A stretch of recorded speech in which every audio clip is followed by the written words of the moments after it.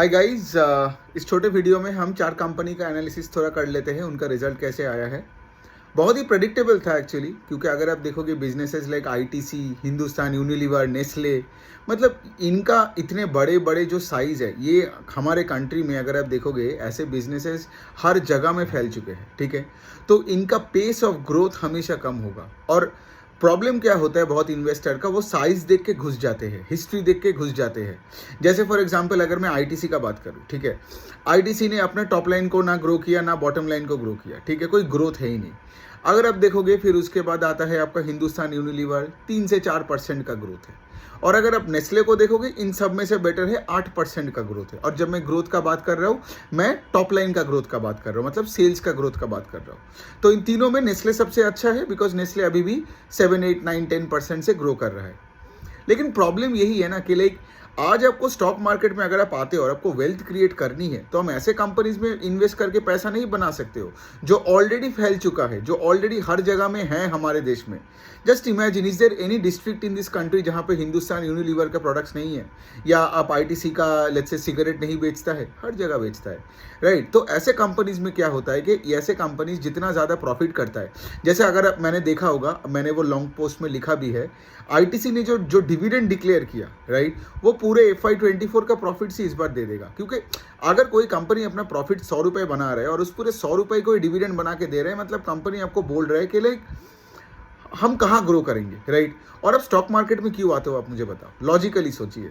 Stock market में आते हो आप बड़ा पैसा बनाने के लिए। स्टॉक मार्केट में आप ये नहीं आते हो कि लाइक चलो ठीक है, पैसा में थोड़ा डिविडेंड मिल गया, 5%, 6% का यील्ड आ गया, ठीक है। अगर वैसा ही है तो आप एफडी कर लो, है ना। तो अगर आप स्टॉक मार्केट में आते हो, you should chase a high pace of growth behind businesses, है ना। तो आज अगर आप 2%, 3%, 4%, 0% ग्रोथ का कंपनीज में पैसे डाल रहे हो, तो इसमें क्या होने वाला।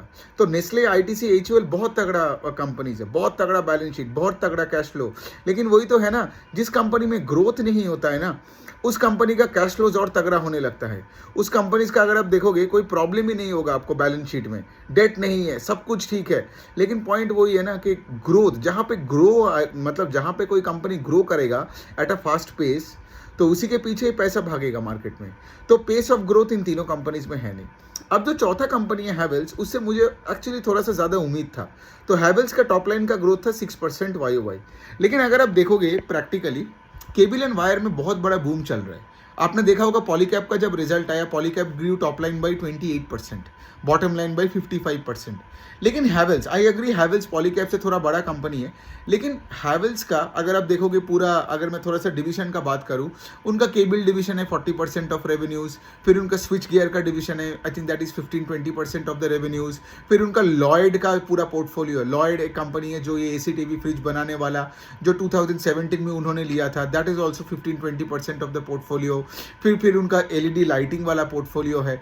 तो आज तो ये जो गवर्नमेंट केपेक्स हो रहा है, उसके नतीजे में ये इलेक्ट्रिकल कंपनीज बहुत अच्छे कर रहे हैं, जैसे पॉलीकैब के या इंडस्ट्रीज अब देख के आ रहे हो पिछले 2-3 सालों से। लेकिन सिर्फ 6% का ग्रोथ, ये बहुत ही डिसअपॉइंटिंग था। दूसरा पॉइंट ये है कि उन्होंने ये बोला है कि लाइक से उनका जो LED लाइट्स का जो डिवीजन है, उसमें से उनका बहुत बड़ा घाटा हो रहा है। क्यों? बिकॉज LED लाइट एक कॉमोडिटी है। तो लाइट्स ये लोग ज़्यादा बेच रहे हैं, तो इनका वॉल्यूम्स बढ़ते जा रहे हैं, लेकिन लाइट का प्राइसेस घटते जा रहे हैं। So as a result of which इनका कोई लाइट डिवीजन से कोई पैसा नहीं बना, मतलब पैसे का कोई ग्रोथ नहीं आ रहा है। Got it. तो उस तरीके से आप देखो, सो हैवेल्स का 6% is also a bit of a dampener. तो ये जो 4 कंपनी का बात बोला, इसमें से सबसे अच्छा बनता है कौन? नेस्ले। बिकॉज नेस्ले 8% से ग्रो किया रेवेन्यू YOY बेसिस में, फिर हैवेल्स 6, फिर HUL 4, और आईटीसी का क्या ही बात करें, वो तो 0%, मतलब उसका टॉप लाइन का थोड़ा सा डिग्रोथ भी हुआ है। अब देखो ऐसे कंपनीज का ना क्या होता है ना, इन्वेस्टर मतलब ज़्यादा एनालिसिस करने लगते हैं, अंदर जाते हैं, बट इतने बड़े साइज में अगर आपका कोई ग्रोथ ही नहीं है, तो अंदर जाके आप क्या करोगे आईटीसी में PhD करके, है ना। ये सब आपके आप देखोगे बुरे स्टॉक्स है, ये सब वैसे स्टॉक्स है जो लेट्स से अगर आप रिटायर्ड हो, आपको डिविडेंड चाहिए हो, कैपिटल प्रोटेक्शन चाहिए हो, तब आप इस कंपनीज में पैसे डालो।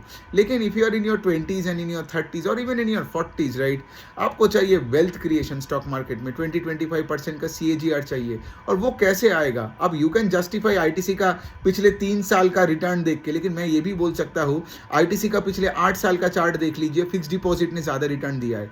सो आप 3 साल दिखाओगे, मैं 8 साल दिखाऊंगा, है ना? तो वो खेल का कोई अंत नहीं है। लेकिन बिजनेस को आज समझो और आगे का देखो।